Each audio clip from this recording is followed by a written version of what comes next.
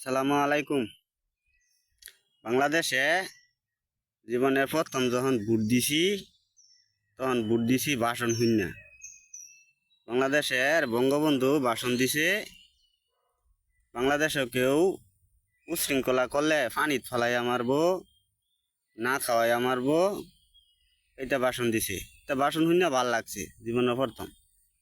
পরে যখন দেখছি বাংলাদেশে সঠিক কথা বলে যারা, এই মুন্সিগের মধ্যে উঠলি দল দুইটা, একটা হইল কালা মুন্সি, একটা হইল সাদা মুন্সি।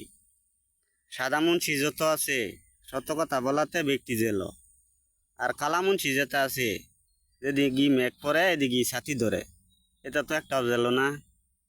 পরে দেখলাম আমি তো মুসলমান, আমার তো সত্যের পক্ষে থাকুর লাগবো।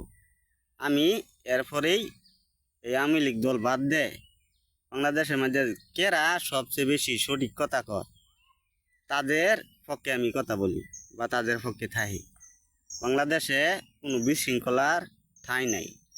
বাংলাদেশে অনেক কিছু আছে, মুনাফিক আছে, খায় বাংলাদেশের ডা আর কথা বলে ইন্ডিয়ার ডা। ইন্ডিয়া যখন দেখবা বাংলাদেশের বলে বাংলাদেশ ভালো না, তখন বুঝবা বাংলাদেশ সঠিক পথে আছে। আর যখন দেখবা ইন্ডিয়া বলে বাংলাদেশ আর আমরা বন্ধু, তখন বুঝবা যে বাংলাদেশের কপালে শনি আছে। এটা হইল ইন্ডিয়ার সাইল।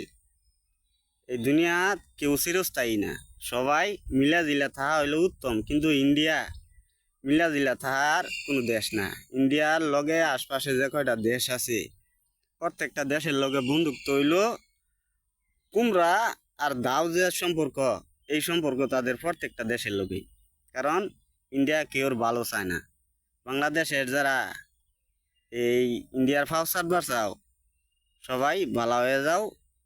ঘূর্ণিঝড় যদি আবার শুরু হয়, এই ঘূর্ণিঝড়ে কুলি তুঙ্গরে একের কাফন ছাড়া দাফন করে আলবো। এটা ফুলাহান যে পাগলা, এটা ফুলাহান বন্দুকের গুলি ওরেও ভয় পায় না।